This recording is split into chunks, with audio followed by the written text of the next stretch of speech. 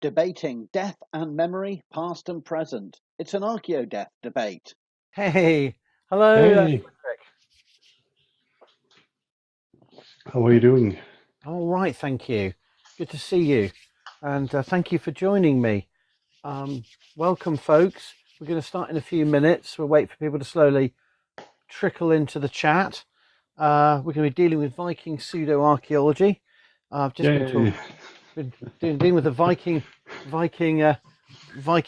festival this weekend. I went for a few hours to, well, most of a day to Heysham on the west coast. Oh, That was really nice, and I got some Viking mead in my ooh. so I'm skull, as they say in Viking land, to everything. Yeah, of course, always score. And um,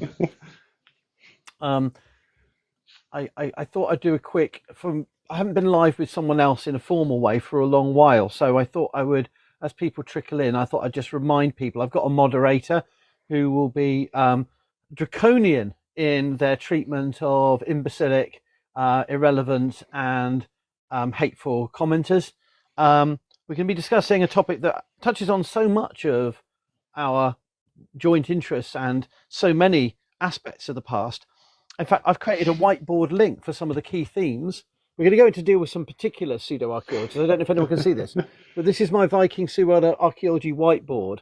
So I wanted to start off by, before we get into some specific themes, and Fredrik's going to lead us in discussing some of the themes he's been addressing. I don't know if that's too big, but Viking pseudo-archaeology, the first point is saying this is actually an authentic Viking drawing that I found on the line, and it is purely accurate.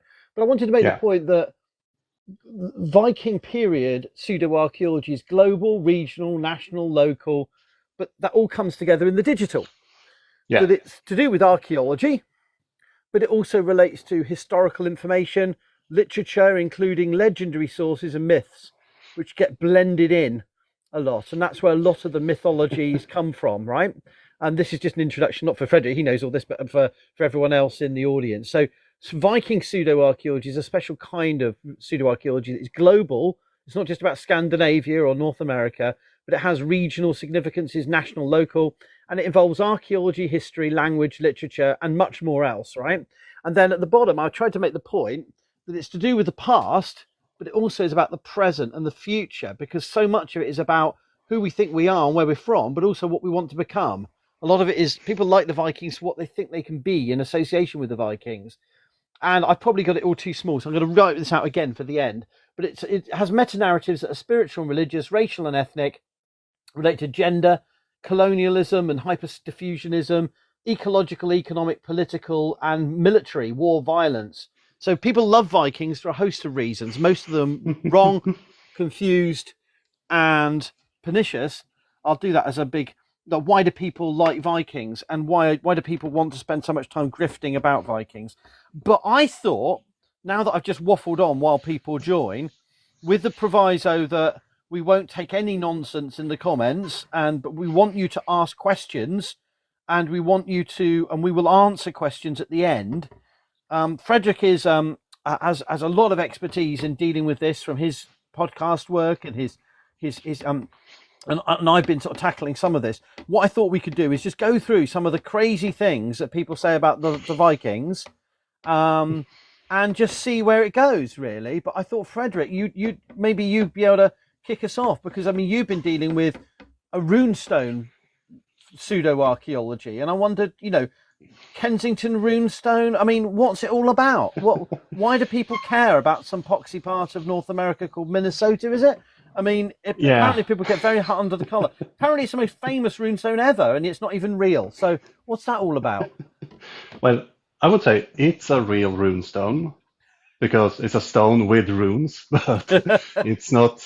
It's not a rune stone from the Viking Age, which No. strangely it's associated with, since there's a date on the stone that's 1362, which is not the Viking Age.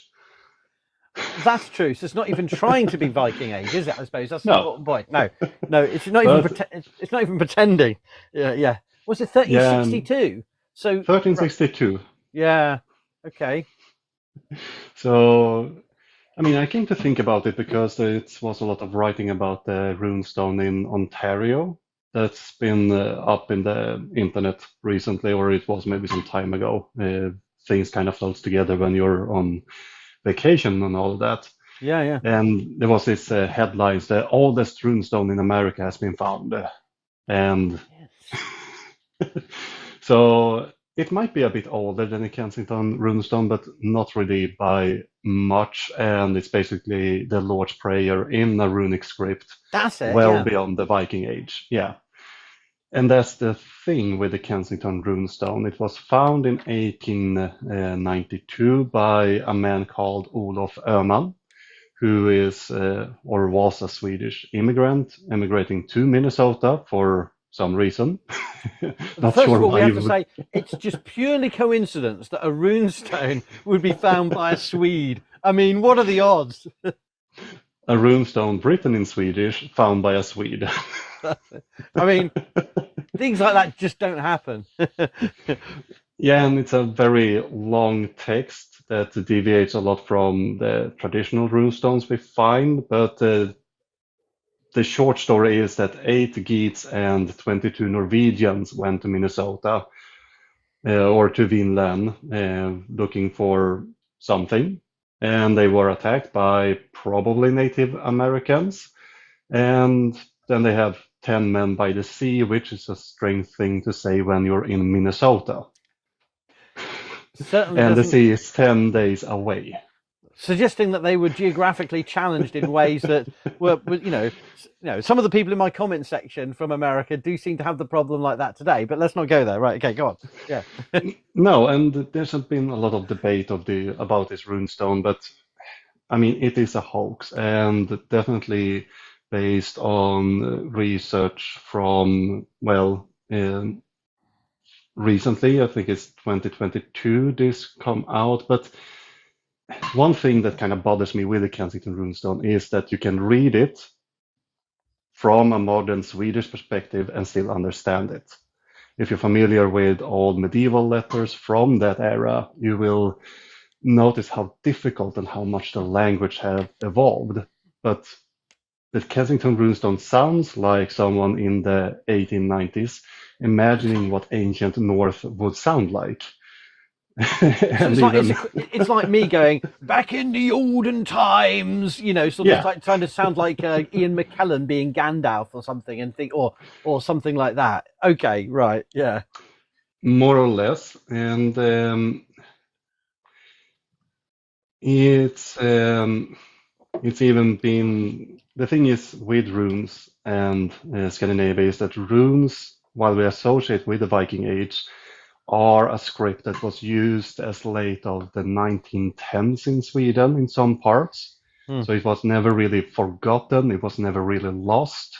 Even if we kind of think that this is Viking Age, they use it through the medieval, through the Renaissance, 1800s, and Olof Öhman, who is a kind of interesting character in general.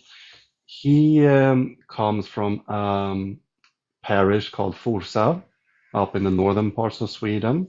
Mm. And he seems to have spent a lot of time in an area that still used runes, he even had what was supposed to be his fiancée living in an area called Hassela, where runes were used during this time. And we even found buildings, or there found buildings with this script that's very recent, 1900s at least, during the time when Olof Öhman would have spent time in the area.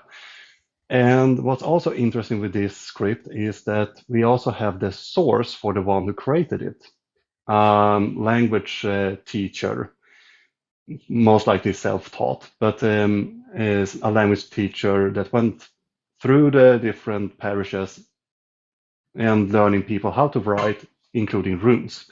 And his name is Erik Ström, and we have his script. He might have taken the script from someone else because there's Yeah. an older and newer version of these runes.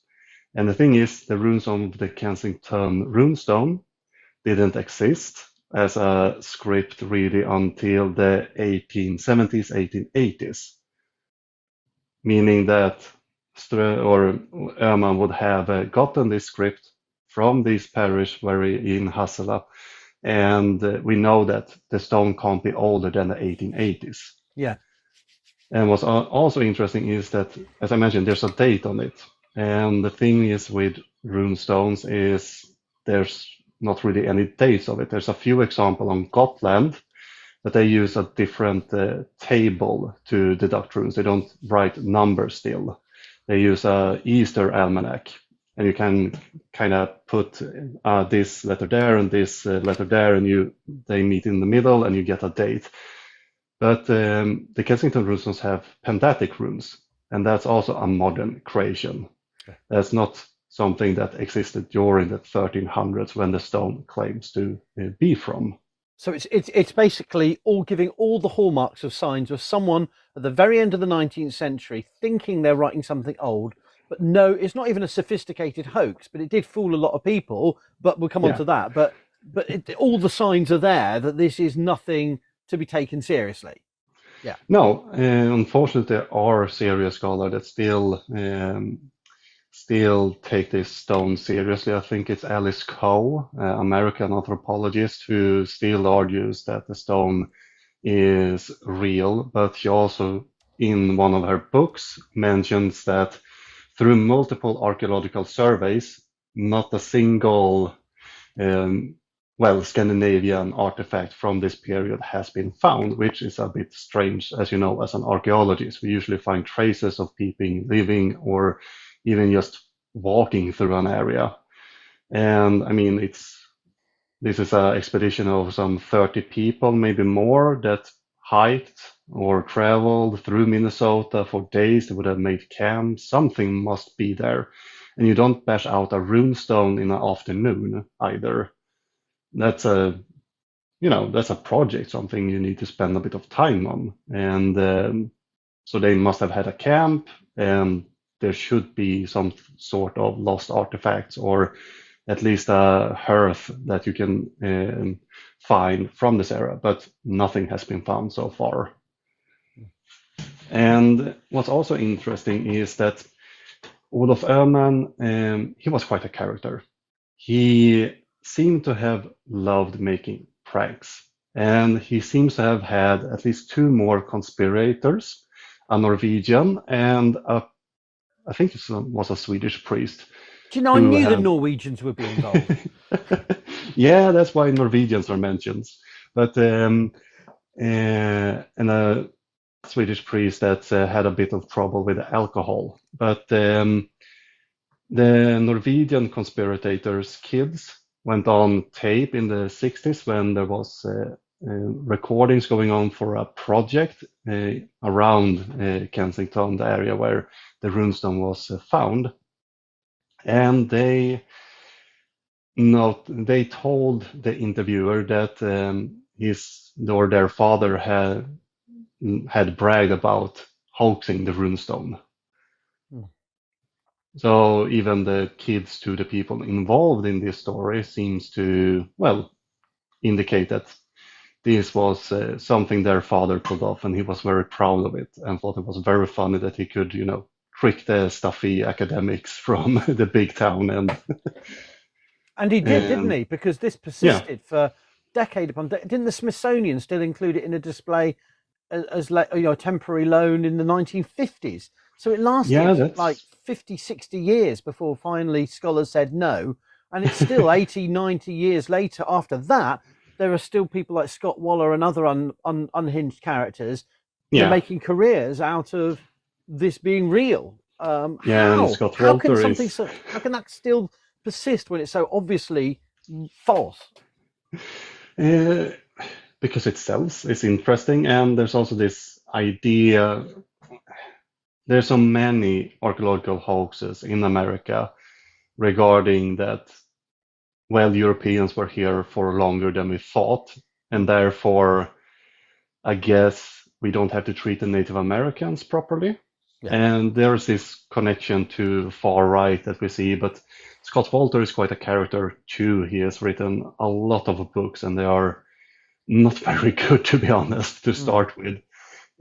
But he has this idea that the Kensington runestone is he never really claims that it's a Viking Age, at least, but it's No. Templars. Yeah, of course, the Templars, because if it's not Vikings, it's crusading Knights Templars who are literally up to everything in medieval Europe, aren't they? They're behind every conspiracy theory, every Yeah, quasi-spiritual military white European thing going on.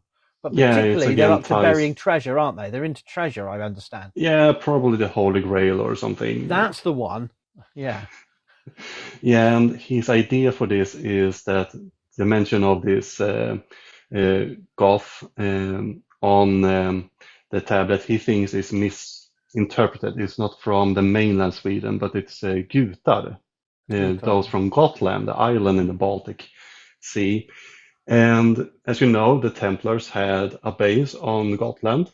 No, they never had. But the Teutonic Knights are different orders. That's not the Templars. Give me a tea. What more do you want? You know, Had a base on tea. Gotland. It's a match. And they actually owned Gotland for a little bit before ransoming it back to Sweden because there was a lot of pirate activities, and the Hansa, the German tradespeople, didn't like that. So they got rid of the pirates and took it over, and then, okay, we have done ours. You can have it back for a small fee. But that's the only connection to something like Templars. And he also claims that you see the Templar orders in churches on Gotland, which isn't true. He's referring to a specific type of cross that you find in Catholic churches from the Middle Ages even up to today, across Europe. And this cross looks, if you want, maybe like a Templar cross, but there isn't. It's part of the, when you sanctify the church, you paint these on 12 or more stations throughout. The thing is, on Gotland, we still have some of the medieval paintings on there. But that's how he kind of ties the Kensington runestones, because the Gutar would then be from Gotland, who took the writing language that's not closely resembling what they wrote in Gotland, took it to the Americas with the Holy Grail and some Norwegians, and then things just got out of hand, apparently. But yeah, the Kensington runestone isn't the only runestone either. You have the Hivne runestone. Yeah. It wasn't alone. There's broader. Other people have tried the same grift several times. But yeah, the Kensington runestones is the most famous one, and it's just based on strange ideas from people who, for some reason, appears on television shows on the History Channel. Yeah. So it's basically, there is a broader context, isn't it? Because like the Scandinavian, the mass migration, the 19th century mass migration of Scandinavians, particularly Swedes, but not exclusively, to particularly the Midwest, but other parts of the United States and Canada, really fueled this desire to find a sort of validation, a settler colonial precursor. We've been here before. We own this land. We deserve to be in this land. Not necessarily in it's ours by right. Some people would have maybe thought that way. Others would have just seen it as, oh, that's a cozy, fitting story. It doesn't need to be necessarily politicized to the, in a conscious way, but it feeds into a European settler colonial narrative of origin. So it's not a neutral claim. It has a context, doesn't it? And there's other, like we know the Gokstad ship was, reproduced, and the ship Viking was at the was in Chicago, sailed across the Atlantic, I believe. So go on. Kensington runestone kind of ties into the World Fair in Chicago because it was discovered. I think it's in connection with it. I'm not sure if it's the year after, but there's a connection to the World Fair where at least Scandinavian felt a little bit left out, even if the big ship came there and all of that. But it's about creating a new identity in a new place as a settler idea, as you say there. Most likely, not necessarily with bad intentions, but they're trying to create a connection. And even if it wasn't political back then, it's now become political through context and then just the world we live in, basically. and it's been hijacked by alt-right groups and all of that. And pseudoarchaeology has a big tendency to be hijacked by these groups. For example, the idea of white people in South America led to governments in Peru taking back land rights from Native Americans because, well, there was Europeans here before you, so therefore you're not the natives of this land. It's us, really, so we can go back on what we promised before.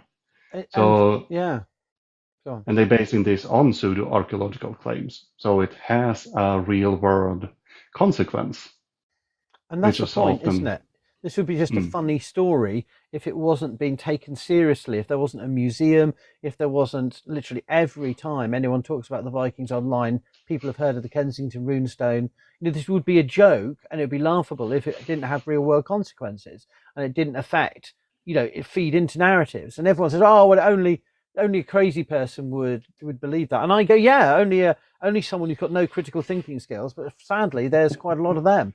And so we do need to, while we're joking about it, it is a serious affair because people are grifting careers out of it and overwriting the actual evidence we have. And this leads to the geographical illiteracy, which I was talking about, because when I say that the Kensington runestone is a fake and it shows that all of these claims of mainland North America are false, people go, but Newfoundland, Lonson Meadows, as if Newfoundland is right next to Central Park in New York City, which is next to Chicago, which is just down the street from LA, because people's geography is completely screwed. So they think if there's Vikings, if there's evidence of Norse settlers for a short period of time in Newfoundland, that's as good as them literally turning up in Vancouver or in San Diego. It's they've got no conception of the thousands of miles apart these places are. It's bizarre because you wouldn't do that in Europe, and that's the entitlement of it. You wouldn't do that if you're and you're saying, "Oh, Oslo." Well, that's the same as Athens, isn't it? That's the same as Cairo. It's all the same. It's all Europe. People would just laugh at you. But some Americans, not all Americans, some Americans think that way, and I think that's part of the geographical illiteracy. That yes, we do have evidence of Lonson Meadows, and we do have evidence of a foothold of an attempt to settle or attempt to explore. You can discuss that issue, but some short, no more than a generation of presence, maybe, but that's not the same as 300 years later rocking up in Minnesota, No, it's a bit of a jump, especially if they made it all the way from Norway and mainland Sweden, or maybe Gotland even.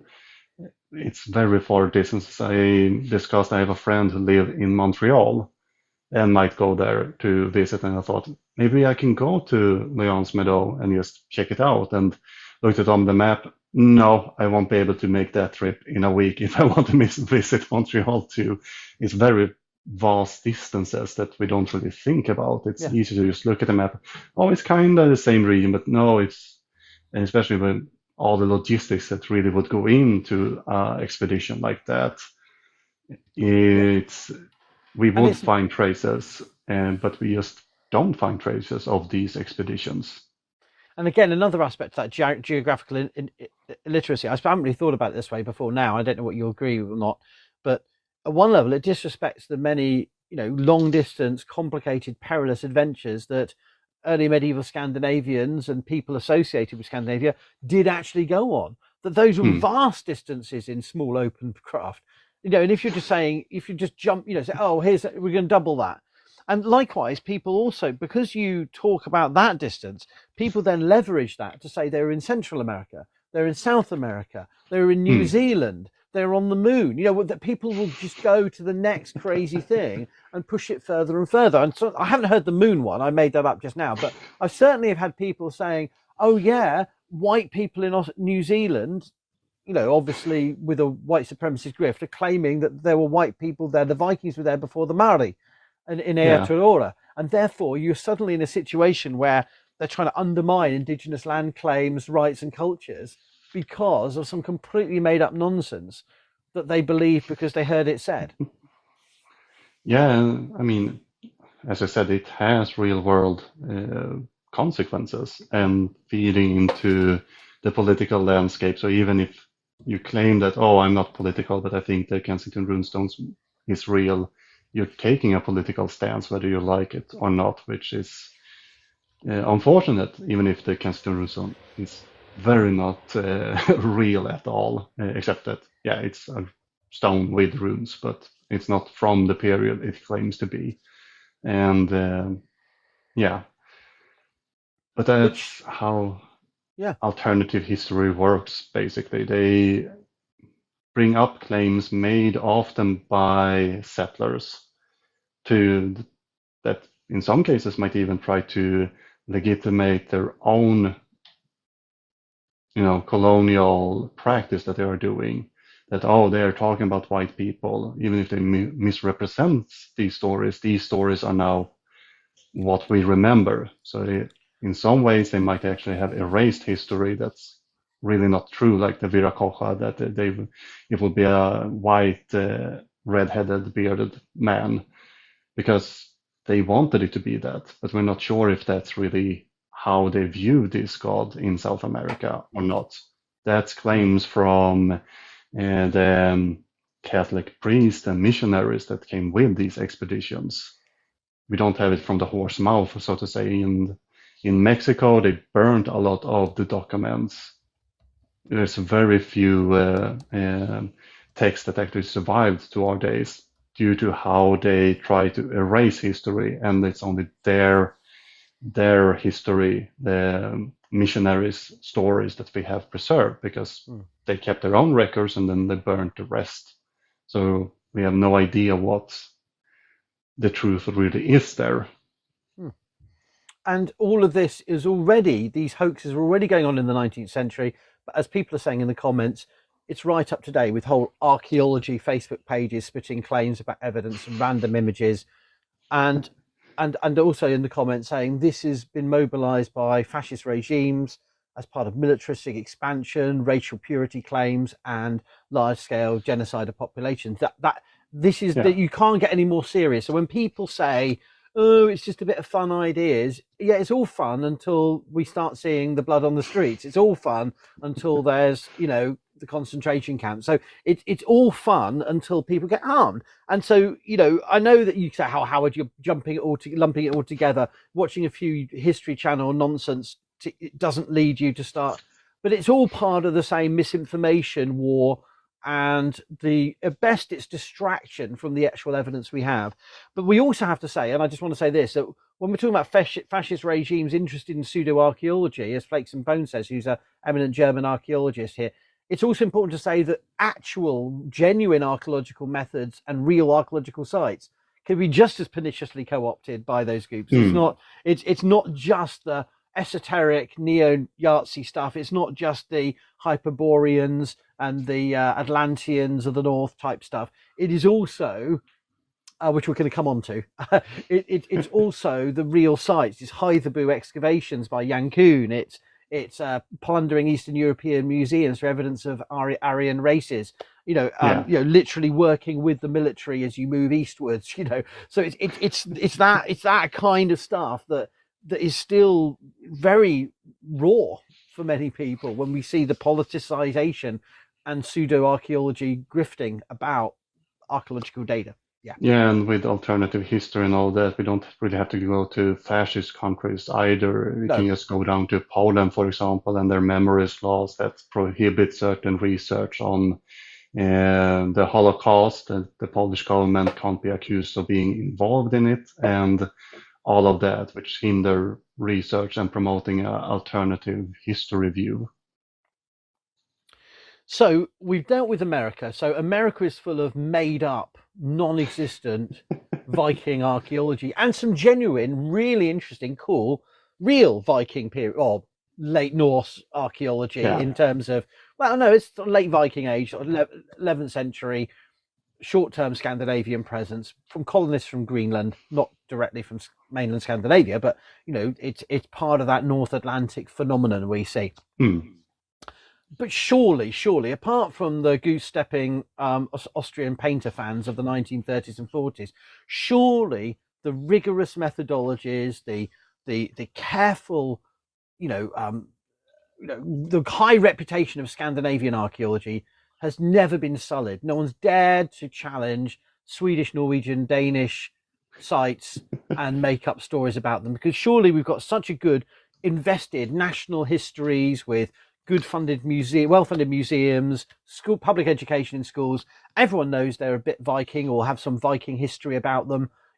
Surely there's no space for Scandinavian archaeology to be embroiled in nonsense. I wish that was true. As my handle might indicate, I watch a lot of Ancient Aliens. And in Denmark, there are these Trelleborgar ring forts. They were built during a very specific time, around 900 CE. And we know that due to C14 and dendrochronology. But did you know that these Trelleborgar has a very magical touch to them? No way. Because it was landing platforms for aliens. I knew did it. you know? Well, we talked about it in the previous live, but I'll pretend. Oh, really? No way, Jose. And it also lines up with Delphi, of course. Cool. Perfectly. Yes, the whole Delphi. Everything aligns on it. If you draw a straight line, it'll. It's in a line. I'm in alignment with Delphi actually right now. I'm a node. Yeah, but the claim is all these ring forts aligns with Delphi, because you know how the Greeks have this idea that Apollo went, I think it was Apollo, that went north to the Hyperboreans. Of course he did. I remember it well. It was a great film. I mean, a great book. That's of course aliens. And oh, of course, yeah. Because reasons. They are very unclear why these ring forts would really be aliens in general. But it's landing platforms because they're circular and they have a magic touch to them, and they ignore all archaeology that's been done. We know exactly when they were built.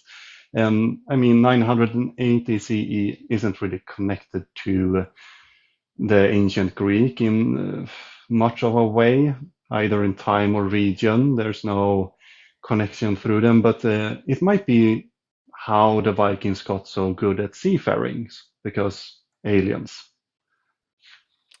There's no other way that ancient people could have mastered a sophisticated craft of using wood, iron, and tar, and linen and wool and other materials to make versatile, shallow, strong, flexible seafaring vessels. It's impossible for human hands to have made those. It had to be aliens.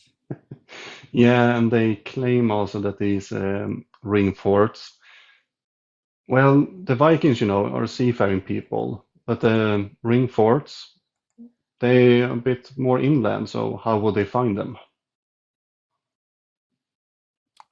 Aliens. Cool. No one's ever gone inland before aliens thought it was an idea. No, yeah. And I mean, I'm not sure exactly how much land rights they have in Denmark. I don't think it's much, but still the landscape changes, and what once was closer to the water is no longer close to the water.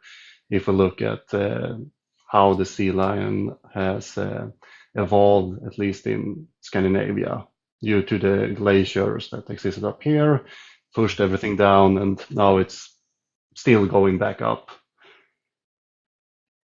So we have a situation where this is probably the most prominent pseudo-archaeological narrative for Viking archaeology, isn't it, in Scandinavia? And I hadn't realised it goes back to von Daniken times. It's not a new idea, is it? It's been banging around since the 70s or early 80s? Yeah, 70s, something like that. And what's interesting here is also, since I deal with a lot of ancient aliens, I notice also a shift in how they talk, especially about the people.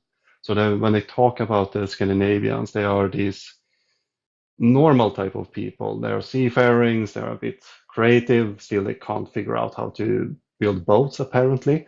But they don't add descriptions like primitive. They are, low technology. They are here as within other, especially European cultures that they talk about. They avoid these terms. That people aren't primitive. But if they talk about ancient Egypt, oh, that's primitive. If they talk about the Inca, very primitive. Maori, primitive. All people that's not white are Yeah, primitive, while Europeans and others get a different description of themselves, which again ties into this far right ideas that's very, very common within the alternative, especially ancient aliens. They have their own, I mean, they have this white type of aliens, the Scandinavian aliens. They're good aliens that kind of wants to save us, but they are white, they have long hair, they look like Vikings. And then you have the evil aliens, that's black, you know. makes sense So because prejudice. What else can you do? yeah, but So there's a lot of this type of discussion within this sphere, and it's quite horrible to read Van Daniken, especially in the 70s, because it's just racist and foul, and it was edited by a former Nazi even, so it's just horrible. So there's two really prominent examples where Viking archaeology has been co-opted. I suppose linked to that is the Norse gods Mm. generally. I mean, we have Marvel, we have fictional versions of the Norse gods all the time, but does Norse mythology itself, because I thought that Ancient Aliens episode does try and then go on this path from the Norse gods to surely Thor's hammer, and Mjolnir is Oh, that's a clearly. different episode. Oh, is it? Sorry, Yeah. it's already. I haven't watched enough of it, and already it's all sort of addled in my brain. But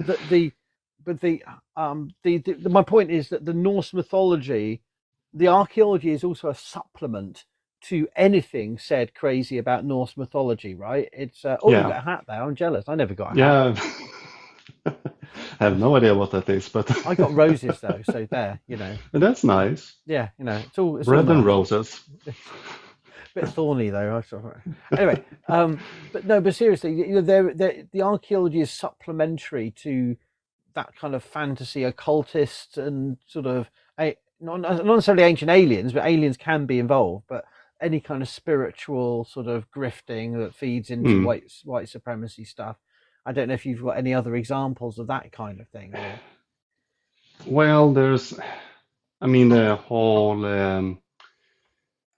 Ancient Aliens ties a lot into the New Age idea that have a tendency to use plastic shamanism and other ideas. It's often white people that take over Native American spiritual ideas and rewrite them to fit their own agenda, more or less, or make it more catered to a white population. And I've been talking about this, especially a lot regarding the Shawnee tribe, those who, for example, see themselves as the what now I lost my English. Those who inherit the Serpent Mound Oh, in the the inheritors US. or Yeah, the yeah, descendants the of. descendants of those who created the Serpent Mound. And that became a huge controversy, or not a huge, it's a very manufactured controversy with Graham Hancock, because he was banned from the Serpent Mound site. He was never banned, he just didn't get a filming permit because they couldn't cater to a multi-day film crew being on the site because, I mean, it would take up space, they don't have staff, whatever. They want the public to be able to engage with it. Of course, Graham Hancock's, that's another pseudo archaeology guy. It doesn't help what he write about the Serpent Mound. It was again created by this lost white race that has been traveling the world teaching these primitive native people all their technology and all of that. So he caters to that crowd, and since the Shawnee tribe wants to keep the site proper and that proper research and a good discussion is held by the site. They don't want him there due to these reasons, that he promotes them as lesser people, more or less. Just had this horrible vision suddenly, just this is a bit of a segue, of imagine you are some pre-modern technology society living off the most rudimentary technologies, and suddenly your savior appears and it's Graham Hancock trying to sell you his books. Imagine the disappointment, the technology's here. No, it's just my books. But surely there's evidence in these books of some complex, well, no, there's no evidence. And, it's just that people haven't looked in the right places. But have you looked in the right places? No.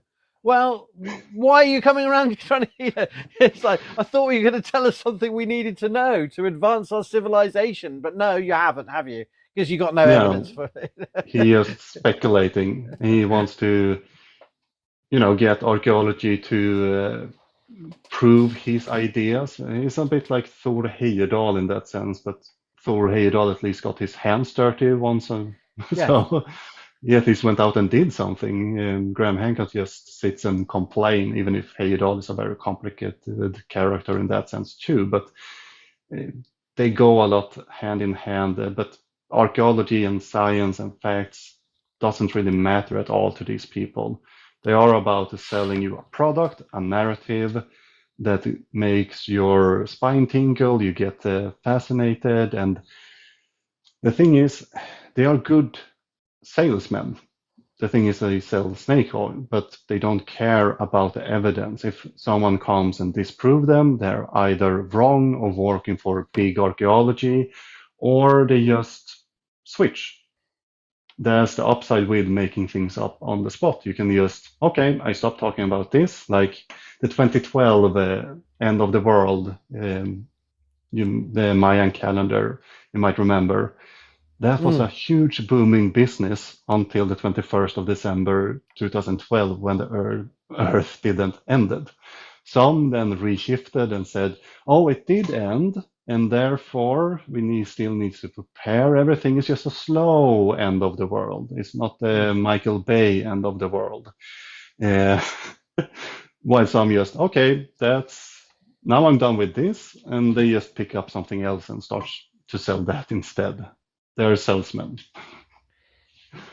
I wondered if I could sort of bridge to some discussion of British examples of pseudoarchaeology by I've redone my list, and I thought I'd show that, and then I thought I could just present some English and Welsh pseudoarchaeology that you may not have come across or thought about, and then you can quiz me about it and tell me what you think and whether you think it's what you think about it, and I've but I thought I would just do, for those in the audience who don't know why people are so fixated with Vikings, both the actual history and fantastical histories that blend together. So I've got sort of 10 reasons here.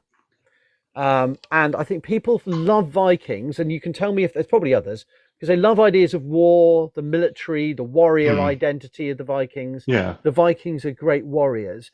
And all of these are wrong, actually. They're not wrong as in the Vikings didn't fight or weren't violent, but they're wrong because there's actually very little evidence that Viking period Scandinavian raiders were in any way militarily more violent, although Neil Price disagrees and thinks it's some kind of fatalistic warrior ethos. I think most early medieval societies were martial societies, and there's no real evidence they were any good in battle. I mean, they were good at rowing away, but the point is they were not superhuman, super strength, super trained.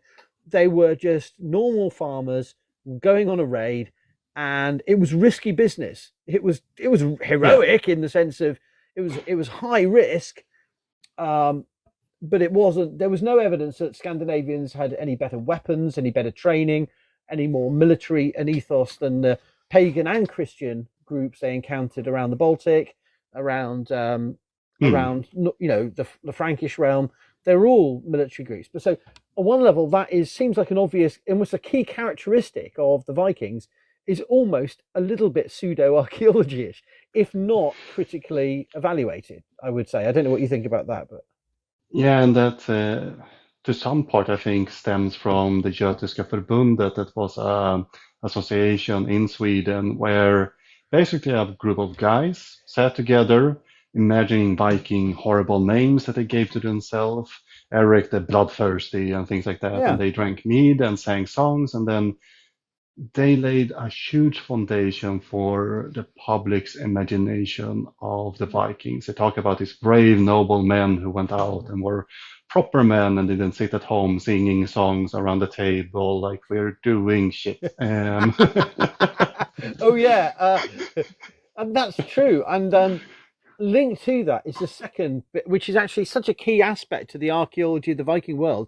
But the whole Viking world is defined by adventuring and colonizing, and yet Mm, also that's a bit of a myth too. It's not 100% wrong, but it can breed pseudo-archaeological narratives that yes, they were adventurers, but they didn't go all the way to Minnesota or New Zealand, or yes, they were colonizers, but not in the same way as modern era, say Spanish or Portuguese or British or yeah, French, or it's a very different kind of colonizing process, and they didn't have a colonizing ideology of racial superiority that you see with the Christian no, post-medieval European states that were sending entire missions to dominate and take over land. So yes, they settled, and they did so violently, but they weren't doing so with any sort of shared ideology of we must wipe out these lesser people and claim the land. Although I think Stellan Skarsgård as a Saxon says that in the film King Arthur. He says we shall not breed with these. I'm doing my best Swedo-American Stellan Skarsgård. We yeah, must not breed with these lesser men or lesser people or something like this. He says, it's got real nasty. He's a great bad guy in that film. No Mamma Mia dancing there. He's really brutal. And he gets to kill Mads Mikkelsen, doesn't he? So it's Swedes win over the Danes in that film. Anyway, I'm digressing, but so adventuring and colonizing is another one, and I suppose another sort of not exactly wrong, but the aesthetics, the clothes, the hair, weapons, most of mm, which our modern ideas are not exactly 100% accurate, shall we say? And the idea they had, no, the way not every Viking looked alike. They had different hair, clothes, weapons, but there's a whole aesthetic of fantasy clothes and that goes with this. mm, I suppose I wanted to, yeah. And then there's the religion, spirituality, and of course, and Christian conversion. There's various myths here, and there's obviously we do know some stuff about pre-Christian religions of the north, and we know about people who want to connect to that spirituality can do so in so many constructive and meaningful yeah, ways. But there is an element there, and both Christians and pagans, for want of a better word, or heathens, can sort of lapse into some misinformation about the conversion process. And I hear a lot of things like they genocided us, we were just happy-go-lucky pagans living and dancing around a maypole, yeah, getting on. We never even killed the goats. They just decided to sacrifice themselves so we could eat. We didn't harm any living thing, and suddenly the Christians come over the hill, and, oh no, the one true God, and you will convert, and the blood is everywhere. And so there's a lot of real sketchy ideas that feed into white mm, supremacist, nationalist rhetorics around that, I suppose.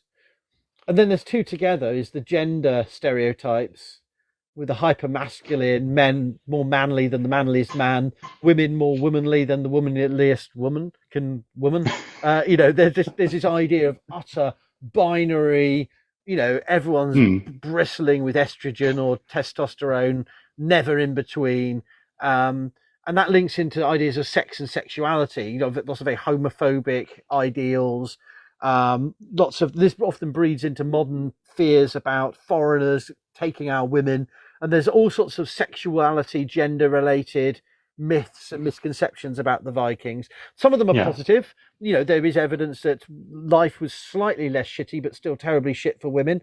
But not as bad as some other parts of Europe. But but still, it was a patriarchal society and pretty horrible to women. And likewise, that there's lots of myths here, I suppose. Yeah. Yeah, there's a lot of myth going on regarding the colonizing part. I mean, they did colonize, but as you said, there's not really in the same way that the Europeans did in later histories. And we do find a lot of Viking colonies. I would like to see them more like the ancient Greek colonies. Yeah, yeah. yeah, it's not really to spread Greek culture. It's just, well, we're too many here. Let's settle somewhere else. And at least for some of these, at least Viking Age settlements in Poland, we see how culture starts to go together. For example, Trusso by the town, modern town of Elbląg, and they seems to have a connection between the Slavic people and the settling Nordic people, even if that's contested by Polish archaeologists because they don't want the Slavs and the Nords to really mix there due to some Yeah, yeah. invasions idea that they are struggling with. But when you look at the archaeological material there seems to be a connection between these cultures. They seem to intermarry, they seem to exchange ideas, culture, and all of that. So it Mm. wasn't really an unfriendly settlement, even if they might have come there by force. They seem to later integrate to some extent with the population around the settlements.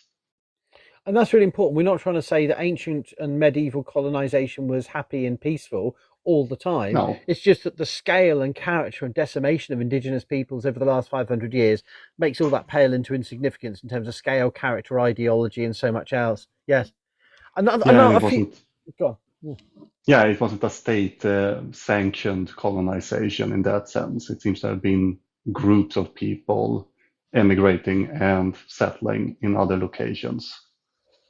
I've got four more ways in which the Viking Age appeals to fantasies that aren't fully grounded. They're all perhaps related. Seven is class.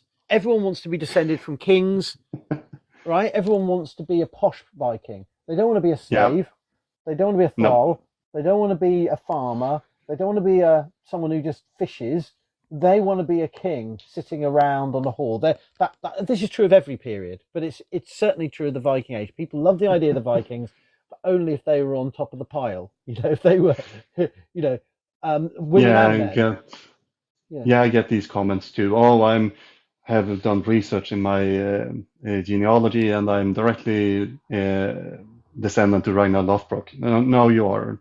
That's a fantasy character. Or Bjorn Ironside, or one of these kings is always the kings, as you say, because you want to imagine yourself being important. But no, you weren't. You probably was a lovely peasant at best. The one I know least about, but I think it's actually quite self-evident when you think about it, but I don't, is proto-capitalism and mercantile. That part of the Viking phenomenon, Mm, especially with the move away from seeing it all about war and violence, is that they're proto-capitalists. And the flip side of that is that anything with the label Viking can sell. You can use Vikings to sell gym membership, beer grooming products, all the usual things, films, personality. If you don't have a yeah, personality, you can just pretend to be a Viking, and people think you're interesting. It's about not. It's about I've given up trying to be interesting in my life. I'll pretend to be a Viking. I'll go online and say I'm a Viking, and then people will think I'm actually interesting. I'm being mean, yeah. sorry, but my point is, there's that it's a commodity. You can buy and sell with Vikings today, and people Mm. buy into the idea the Vikings were great adventurers, merchants in the past. And the Yeah, I last two, mean, yeah, go on. Sorry, yeah, to some extent, they were good merchants. If you yeah, look it's at not the silver wrong. hordes in Gotland, but yeah, it's often misrepresented in the public ideas that this was something most people did, And because I most yeah, people didn't set a foot outside their farm if they had one. yeah, I yeah. mean, So this was this is the something point. I'm not saying this is all spectacular. wrong, Yeah. like it's all lies. I'm saying that these are the things that appeal to people about the Vikings that are very easily stylized and misrepresented. So it's still Hmm. pseudo archaeology because they're narratives that I often perpetuated without evidence base. And the last two, of course, is the nationalism slash localism, both Hmm. areas which were settled by Scandinavians outside of Scandinavia and parts of Scandinavia that become nations think the Viking Age was the time when nations start. And in some ways that's true, but in some cases like Denmark, we have evidence of earlier kings.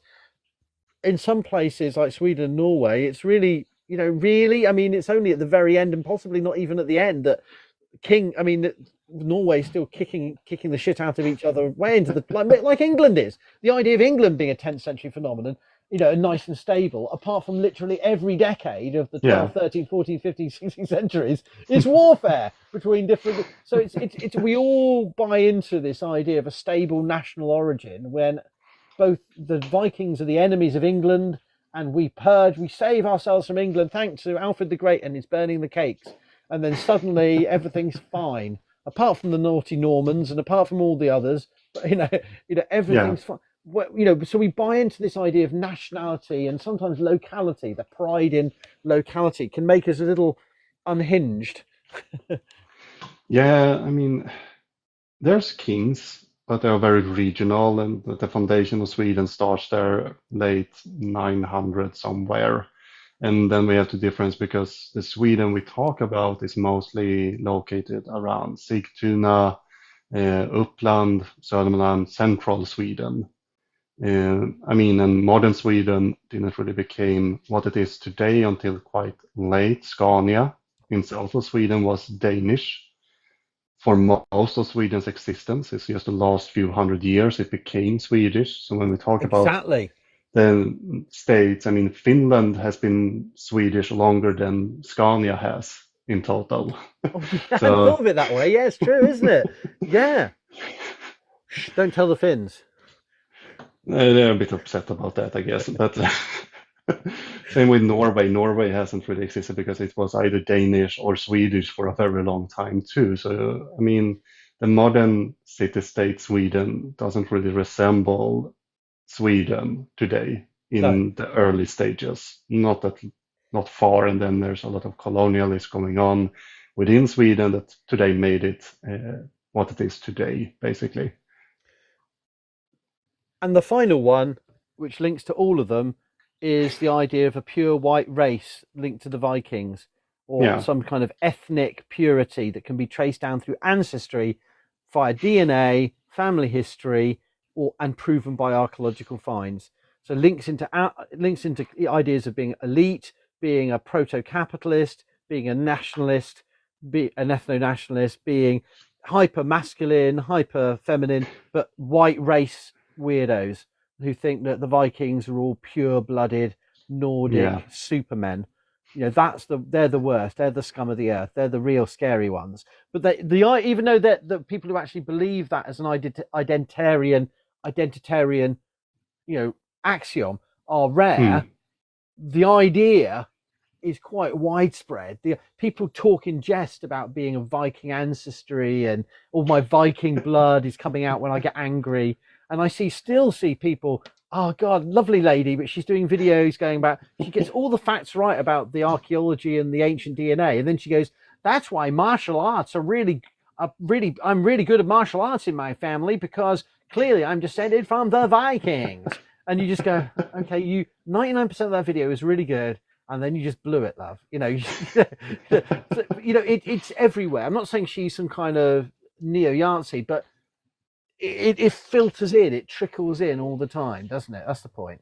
Yeah, and that's also, they are very vocal, these groups online, and they put out a lot of information, and most of it is wrong. But if you don't have the source criticisms to evaluate a source properly, you will find yourself in deep trouble rather quickly on these. And there's a lot of these creators both online, on TikTok, and I managed to find them everywhere. It's like the girl who claimed the Vikings invented gravity.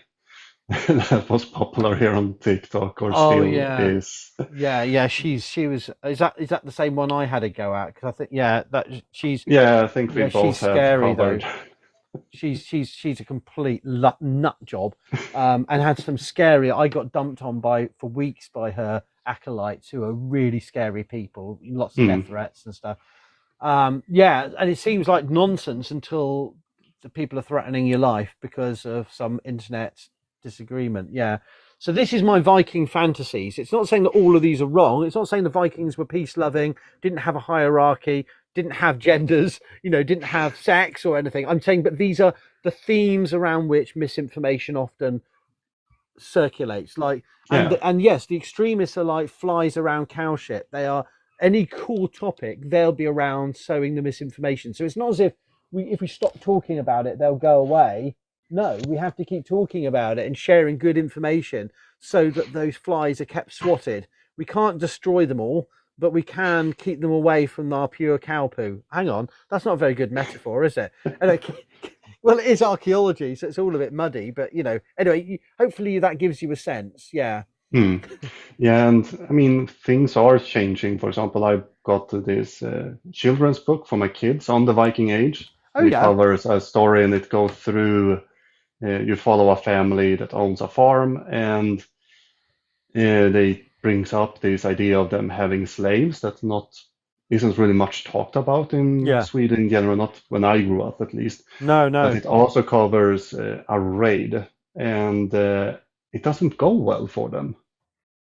Oh Many of the really? raiders died, and it didn't succeed with the raid. So that was an interesting aspect of the whole thing. Then they found instead they started to trade because they wanted to get something out of the trip they took. But the raiding, they wasn't portrayed as these brave warriors. They were just ordinary people who, well, practiced combat just before they went off, basically, and then got, uh, well, slaughtered to some extent. They See, lost their chieftain and even, yeah. that's really healthy, isn't it? I mean, look, I am one that in my career has spent a lot of time rolling my eyes at popular, simplified children's or celebrity, entertainment ways, entertainment media. And I've been very critical on TikTok of it. But I must say, and I when I went to Stockholm recently to examine a PhD, and a lot of the people a lot of the archaeologists there said, I said, I'm going to be going. I'm not going to go see the Vasa. I've seen the Vasa like before, about 3-4 Yeah. times. I'm going to go to the Viking Museum, which I've never seen before. And they all rolled their eyes. Oh, it's so sensationalized. And I thought it was excellent. I thought, yes, of course, it's all reproduction objects. But at the end of the day, it's doing a job that I don't think I've seen. It's better than Jorvik, in my opinion. It's better than most of these popular, archaeology meets the great unwashed public.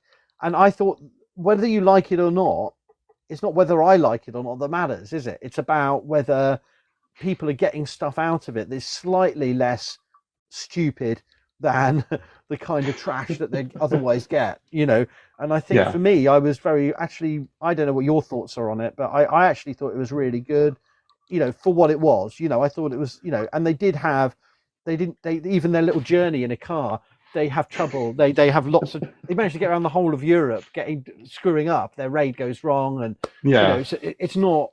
I think it's quite. I found it really positive. I thought. I mean, I was kind of bothered because I'd recently been to Historiska, the History Museum in Stockholm, and their exhibition with real artifacts. So I was a bit disappointed on all the reproductions. And oh my God, yes, I see what you mean. yeah, Yes, but other than that, I mean, from popular science perspective, it was fairly well balanced and well executed. And I also liked the little train cart where you get to follow along a narrative story, and it was an interesting layout of the museum, and it wasn't sensationalism. It wasn't focused only on these brave warriors that got a lot of silver and gold, and or these brave men. They had some nuance to it. It felt like. Would you like me to share with you three? There's so many more I could do, but three British Viking myths. Yeah, sure. You might not have. They're not as insidious or popular as these ones. Okay, and just see what you think. Okay, and some of these go back to before Viking archaeology, right? In fact, two of them do. So I want to do two together that are examples of the enduring power of the Vikings before there was even a Viking period invented. Really, that people weren't talking about Viking material culture. And then I want to talk about another one, which is a more modern myth, which is still going on. And the first two are the Danes, and the antiquarians. Antiquarians in Britain were obsessed with the Danes. In the 16th, 17th, and 18th centuries, everything, before there was a conception of the three-age system, before we understood that hill forts were Iron Age, although now we know many of them are early medieval too, but they are at least late Bronze Age, Iron Age. So they're 800 BCE to sort of first century AD, to the Roman invasion, right? Let's keep it simple. That is what they are, right? That's what we now know they are, right? They're late prehistoric fortifications. Now, as I said, some of them are reused later, but before that, many of them were seen to be Roman and or Danish, or both, because they were sites where everyone fought, because the history of Britain was one of invasions, successions of invasions, Celts, Romans, Saxons, Danes. And the Danes, before there was any real archaeology of the Danes, of the Viking settlement and colonization of parts of England and elsewhere in the 9th, 10th century, there was a fixation with naming everything after the Danes or the Romans. So Iron Age hill forts, there's quite a few. I've just looked up on the hill fort database. There's Kyedane in Cornwall. I don't know the place names of origins of all of these. There's a Danes camp in in Fife. Yeah. There's a Danes field camp in Buckinghamshire. There's a Danesborough camp in Buckinghamshire. And most famous of all, Danebury Hill camp in Hampshire, one of the most famous hill forts there is. Now, I haven't researched the origins of all of those names, but I would be surprised if those names are anything earlier than 16th, 17th century. In other words, they're antiquarian attributions linking to a popular folklore amongst the peasants and, but particularly, learned people traipsing the landscape to describe things as something to do with the Danes. Remember, in our history books, the Danes are the ones that destroyed London and then took over London. The Danes are the ones that did all the damage. So in the sort of popular consciousness of antiquarianism, even though they couldn't literally, they had no archaeological monuments they could call Danish or Viking, they were obsessed with finding the Danes everywhere. And so that's my first example. And it's not really ever gone away. That's the other thing, is you still come across local church guidebooks or local history books that talk about, where Alfred fought the Danes, and it's enshrined in that national history, and particularly in the late 18th century into the early 19th century. Those prehistoric monuments were sort of seen as the sort of the theatre, the set props of national history writing. So the Danes are like not really anywhere. But they're everywhere. They're part of the story. So every city, Exeter. Well, we know the Anglo-Saxon Chronicle that the Danes took over Exeter in 87, whatever it is. So we can link them into the history. The Danes are part of the national consciousness as the enemy, the only enemy that matters for many people. In terms of and people forget that in the modern age with our obsession with Syrian refugees on small boats. We forget that in our Reform UK, hate mongering world, we forget that in historical terms, it's the Danes that are the real enemy. Antiquarians can be blamed for a lot. We had those in the 1800s, 1700s in Sweden. One of them in particular went around trying to connect mounds to specific historical kings. And that's how, for example, Björn Ironside's mound ended up in outside Adelsö, close to Birka in Sweden, because he just went, "Oh, that must be Björn Ironside's mound," and that stuck. It's exactly the same kind of thing, but we never. There was no evidence that there were attempts to attribute the Danes to early archaeological finds. So a famous one is Caneby in Lincolnshire, which is one of these, bless you, one of these late 6th, early 7th century princely burials like Sutton Hoo. And Caneby is the most northerly one, and it's badly excavated. And immediately upon discovery, they said, "It's a Danish burial." It's Danes. And Snape, when they discovered the ship burial at Snape in 1863, 4, it was a Danish ship. And even Sutton Hoo, Basil Brown thought he was digging up Vikings until they realised the finds from the chamber were pre-Viking. So people were just aching to find Vikings. They just literally. It was in our DNA. We needed to dig up the Danes even Yeah. before we found him. So there's this kind of weird sort of century-long longing to find the great enemy, of the in the English national story. And I just did a video today about one example of that. Is that it is known, it is fact that when Danish pirates were caught, the Anglo-Saxons would flay them alive, rip off their skin, and hammer it to church doors. And so in Samuel Pepys's diary, we hear that the west door of Rochester Cathedral has a Dane skin nailed to the door, a Dane skin. That's what they call. And then we have antiquarian reports of the early 18th century going around churches in Essex, Hadstock, Copford, and various other churches. They've all got Dane skins, and of course now we've done DNA analysis, and they're all pony, donkey, horse, or cattle, and we know from all architectural treatises that what they were doing was for ecclesiastical doors. The carpenter covered it in leather so it could be painted and gilded, and then the blacksmith put on the elaborate metalwork. So the door would have been a vibrant set of colours of the metal. But no. At some point in the 16th, 17th century, the idea came the Danes, and this creates this kind of national myth of when we won against them, because all the stories show that the English were literally hammered by the Danes most of the time. But we wanted to create this myth of proud local people. When they captured one, he really had it bad. We flayed them, and it's kind of moral and gruesome, but it fits the times. That an idea for national consciousness built on brutal violence. And feeding into the nationalistic idea of defending ourselves against these. Don't want to be a Dane, And I don't know if this counts as pseudo-archaeology. It's not ancient aliens, but another myth that I find, and it relates to where I am in the wonderful separate country of Cymru, of Wales, where the myth of Wales' identity, in particularly hyper-nationalistic context, is that the Welsh are the only people that beat the Vikings. We beat the Vikings. No one else beat the Vikings. The Welsh did. They never got a foothold in Wales. Apart from all the place names and the archaeological evidence and the historical sources, apart from all the evidence, the Welsh beat the Vikings.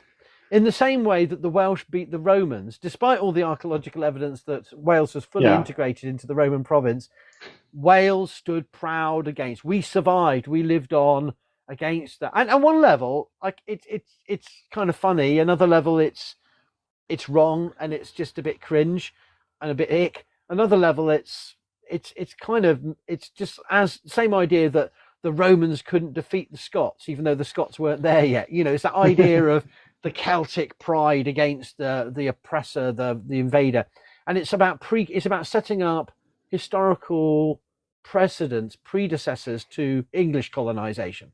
So it's understandable because it's all about framing identity around, opposing England, but the Danes are fought off. But it's part of the alternative history because they don't really care about the sources, and that's no. But I mean, there is evidence that there's less evidence of Viking activity. There's no evidence that large parts of Wales were settled by Scandinavians, right? No. So at one level, the juxtaposition with Eastern England is stark, But then you could say, well, there's large parts of England where that didn't happen either, And and we do have Anglesey became a Viking Hiberno-Norse island in all but name for parts of the 11th century, and that's the most fertile land of North Wales. So it's a real. You have to work hard to create this. You have to ignore the evidence to suggest that Wales stood proud against the Vikings. And like TV shows like The Last Kingdom, if they bother to portray the Welsh at all, they portray them in derogatory terms. And I find that frustrating as a Welsh person. But equally, we also know that it wasn't a land free from the what's it called? Vinland Saga perpetuates that narrative as well. Of the Welsh are still Roman, basically. They're just living as Romans with triremes on the Bristol Channel, in the 10th century. It's so what can you say? But I thought they're not. I think they are pseudo archaeology in the sense that they're they're framed around a denial of archaeological evidence, or they are still. They're not exactly widespread, but they are not. They haven't gone away. No one's dispelled them. They're tenacious, and you hear people talking about them. Yeah, it's hard to get rid of when it's crept in. It's the same with ancient aliens and all the lost white people. And But if there's one thing good about Wales and England is that because it's part of that colonial thing that only aliens only bother brown people, we don't, apart from Stonehenge, we don't get too much bother, So no one's but you have the claiming Merlin, who's also connected to the ancient Arthurian alien. stuff, but not Yeah. Viking stuff. No, yeah, I hadn't thought of that. But outside of Merlin, outside of Stonehenge, outside of there's not the same. Like no one's talking about like ancient aliens in Jorvik or in No. or are they? Who knows? Is there any questions anyone's got for us? Because we've rabbited on for quite a while, and I really appreciate Fredrik's insights into all things Scandinavian and North American. I was just wondering if there's any questions folks have. I'm just having a look through. Ellie says, "Are you going to be at TAG?" I must admit, I've looked through the. Hi, Ellie.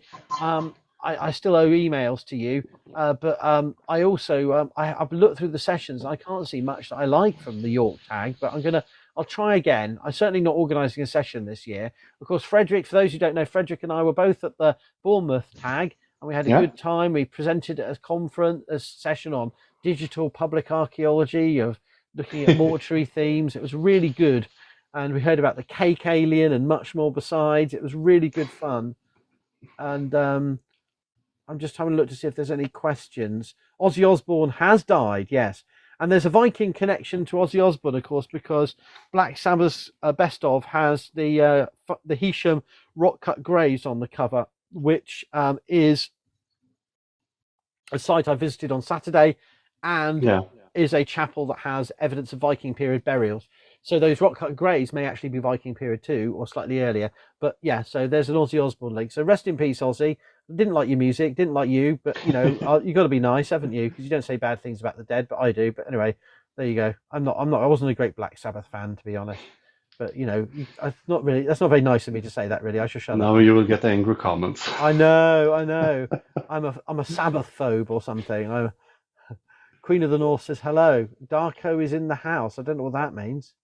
Forget the Vikings. Ozzy just passed away. England needs to be in mourning, Jono says. No, it doesn't. Birmingham can be. But he lived in California for most of his life, didn't he? Pseudoarchaeology has long had connections to the far right, Bob says. That's absolutely correct. I don't disagree. Yeah.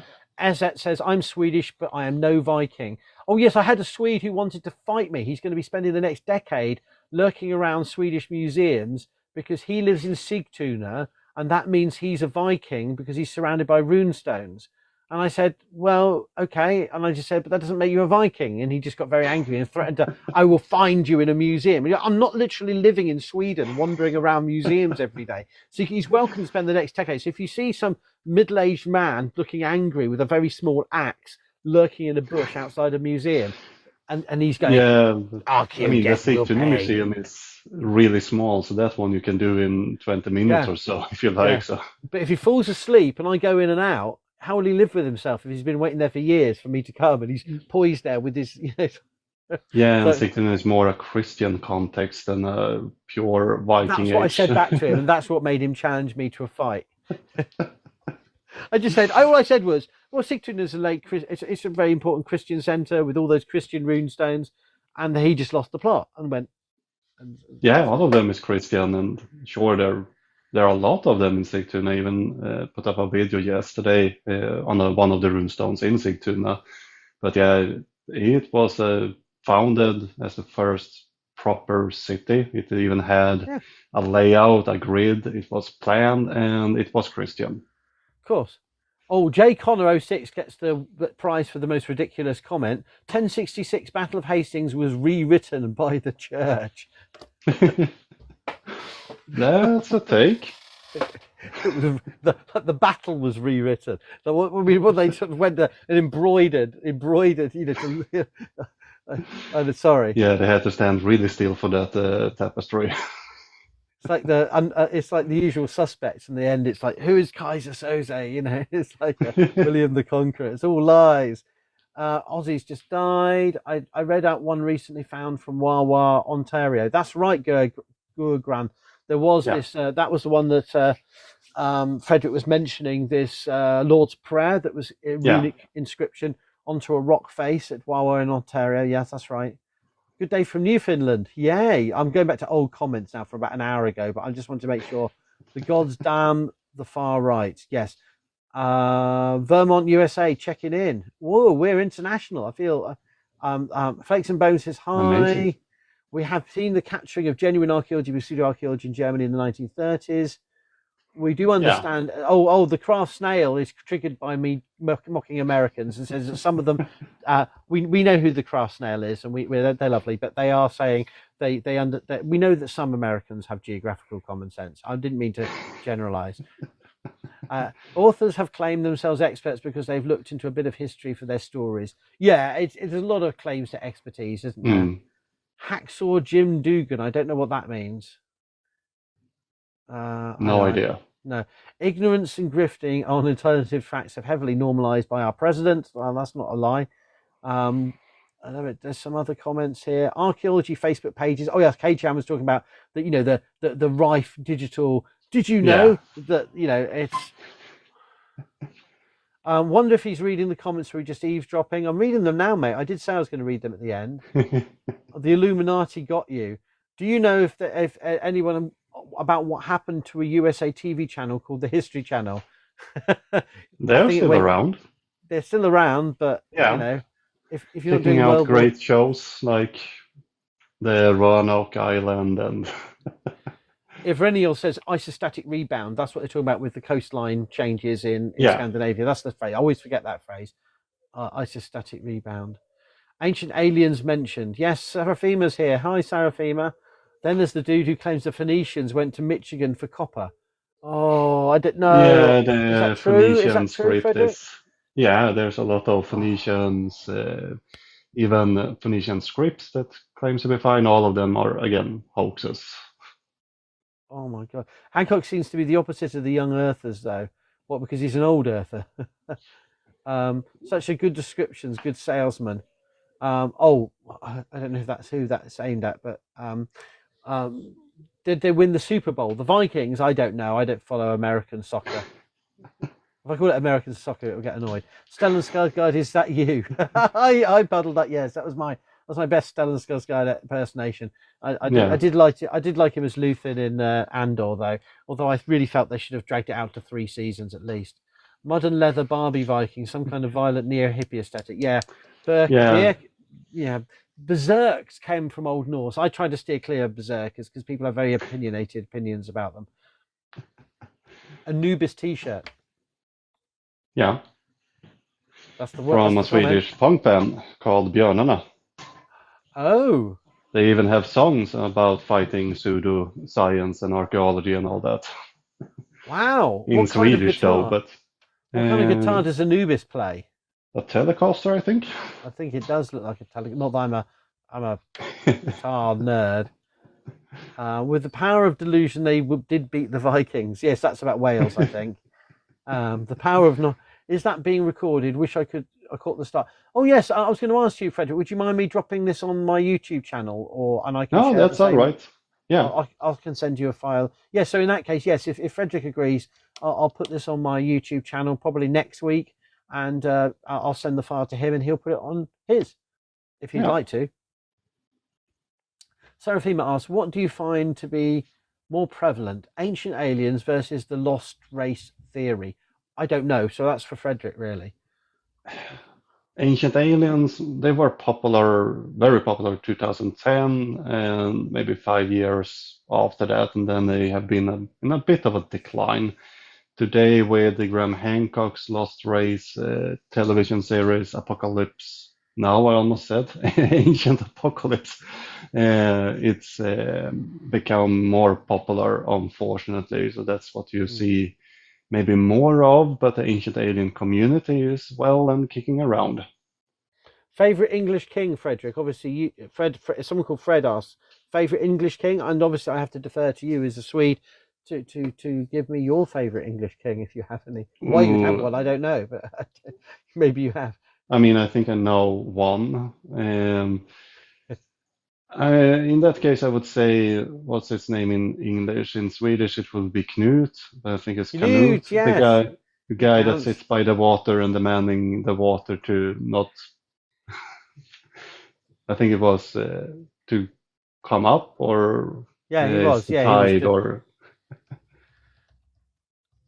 I'm going to give. I always give a different one each time I answer this. I'm going to go with King Anna of East Anglia. yeah, Una or Anna, and he was one of the Wuffingas. He was one of the Wuffingas, and he his daughter Ethelfrith became, of course, Abbess of Ely. yeah, And so he was, and he died in an interesting way. I'm just going to look for, how did he die? Oh yeah, he was killed by Penda like everyone else.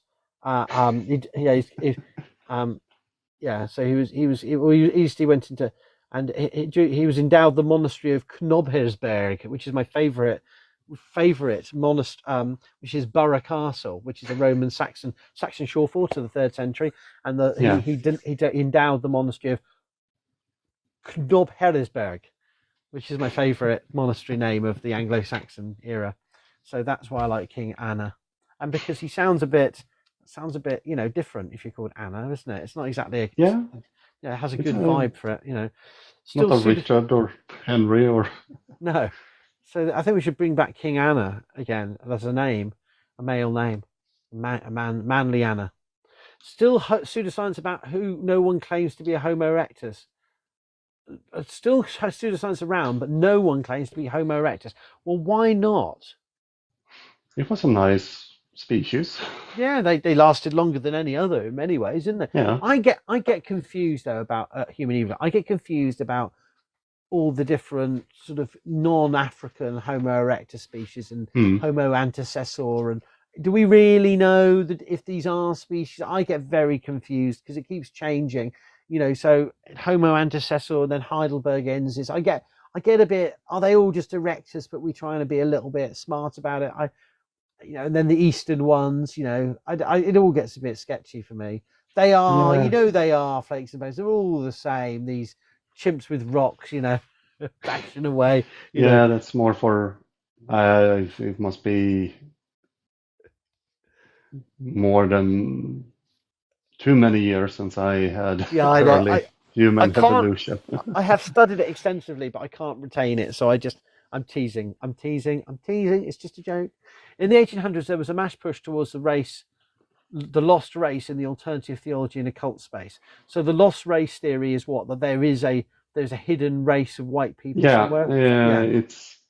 I mean, it really starts with the Spanish conquistadors in South America, but the idea has been around for a long time, and even Thor Heyerdahl and those people promoted it back in the day, that there's this lost, predominantly white culture that kind of just hyper-diffusionate history Yeah. and brings technology and culture and are Yeah. the bringer of knowledge to everyone. Yeah. And Flakes and Bones says that he's just so glad he deals with the Paleolithic and stays away from all this nonsense, which is, I think, good for all of us, really. You don't want us in your field because we'll just call everything the wrong Homo name and just get all confused. And are we arguing that there weren't any Vikings? Now, I've already done that, Hugh de Mortimer. We're on to just talking about misinformation about the Vikings. But someone like Keith Newbury asked, was Cambria a power or province? Cambria, as in the Latinized name for Cymru, the land of the northern, the western. It's kind of depend on the way you perspective and when the hengoglyph gets lost. But the area that becomes Wales, right, the land of the Cymru, it's a series of kingdoms in the early Middle Ages. It's never unified into a single kingdom.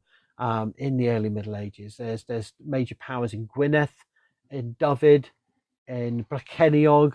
There's Glwysig, and of course there's Powys or Powys. So there's different parts of Wales have different polities and kings, and some of them gained temporary power and hegemony over others. But it was never a single power. It was a series of kingdoms. Just like England wasn't really a single kingdom, really, arguably until the 10th century. Yeah. Yeah, and the same in Sweden. There's Yeah. several. Yeah. Yeah. Yeah. So I think we've seemed to have exhausted all the questions. I think maybe we've done an hour and a half. That's really good, isn't it? That's a good. We've debunked the world. We've set the world to rights, Fredrik. We've literally, and we've given people whiteboards with random things written on it. We've given people rune stones that aren't rune stones. We've talked about, alien landing plans that are really Viking Age forts. We've talked about Danes camps that weren't built by Danes. We've talked about Dane skins nailed to church doors that weren't, and we've talked about how Wales uniquely fought off the Vikings, apart from all the evidence that they didn't. They did kick ass out of the Scandinavian raiders quite a few times, but then so did everyone else. So Yeah. So I hope that's a little sort of good little introduction for people of the challenges of doing Viking period archaeology, and there are many shared themes with other periods, but there's a special appeal and blend of interest in the Viking Age. And so I went to this in May. I was over in Lund talking at this little workshop about the Viking pseudoarchaeology, and the ring forts were brought up in a paper by an archaeologist from Lund University, and he was talking about the different that aspect. And so there's a lot of overlapping things that we talk about online, but the collective problem is that the academics there, and it's no disrespect to them, but they're not as chronically online as I am, and therefore they're still optimistic, whereas I'm sort of jaded by the true horror of my comment sections of that there's any hope of education. but so it was actually very positive, and had some really good dialogues there, and but it's an ongoing struggle, isn't it, to sort of root out the nonsense. I think there need to be more people in this area that's doing vocal work on it, because I think there is this idea that, if we just put out new research and that it will be fine. But the thing is that most people can't read a scientific paper to start with. Yeah. They don't have the education, the tools. I mean, it's not easy to read, and we need to cater a bit more to a public that's hungry for historical content, for mysteries, and we need to be telling better stories to them that they can actually adapt. But that's hard to get scientists into in general.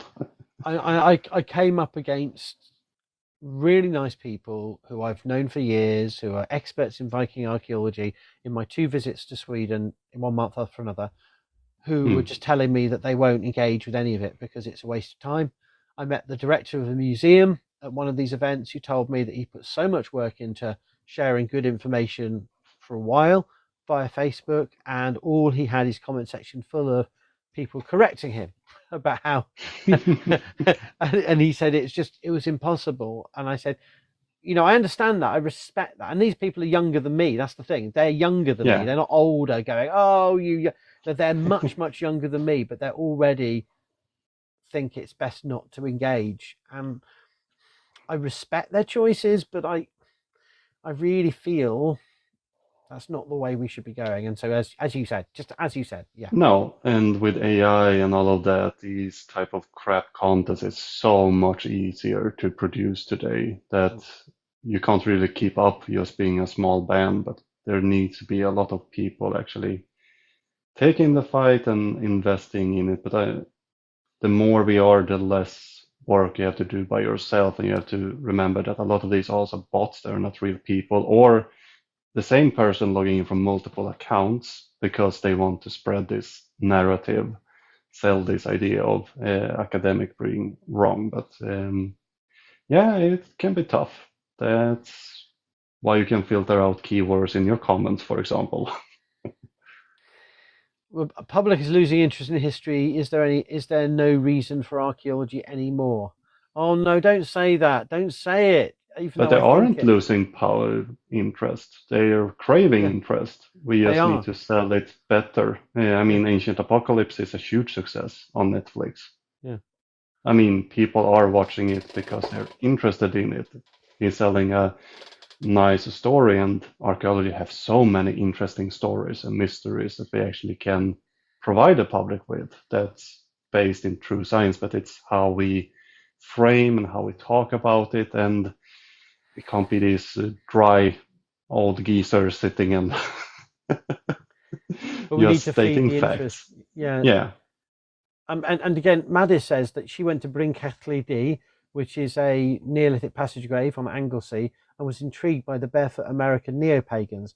I don't know, Madis, I don't know why, were they actually from America or not? Because certainly Bryn Celli D is a really constructive example. I did a video about this a little while ago of Cadw working in partnership with the Anglesey Druidic Order Anglesey, and other pagan groups to respect the site. So they use the site, but they do so respectfully. So if that means that we have to have a few Americans barefoot around our prehistoric monuments, but they're not stealing shit and they're not daubing neo-Yahtzee whatevers, then more the merrier. Making a pilgrimage. Yeah, well, my point is, I while I'm critical of some spiritualities that co-opt the past and manipulate the past, frankly, there's a lot worse that could be done at these sites than have people go barefoot on pilgrimage and actually come all the way from America to visit an ancient prehistoric site. I think that's only good. Yes, it can be a bit weird, but frankly, I've seen a lot weirder at bus stops in the UK, and I'd rather that the people go. No, seriously, if people are going to these sites and they're being respectful, they're leaving nothing but footprints. If they've got no shoes on, it's lighter footprints. It's only good from my point of view. Does that make sense? So yeah, it can be a bit eye rolling. What the heck's going on here? But they're not. I doubt they were threatening or harmful, and I doubt that they were doing any damage. Whereas the damage that has been done to Bryn Celli D has been by local youth trashing the heritage boards, which were made by my good friend Aaron, and are really good, and they were trashed, and Cadw doesn't have the money to replace them. So there's no yeah, heritage boards now. So, or no, some of them are there, but some of them are broken. And you think, well, that's just local board people. So they're the people that really frustrate me. It's people just, trashing something because it's there. Sorry, that's just yeah. my And thoughts. Yeah. I mean, maybe it's better that they go to, well, European sites than trying to take over the Native American sites, because that's happening too in America, especially around Serpent Mound. They even have a neo-pagan community just right by, and people go into the Serpent Mound burying crystals and even bothering Native American people, giving lectures on what the site means to them and the history of it and all of that, because they believe they are Native Americans, but they are just white Europeans who. Yeah.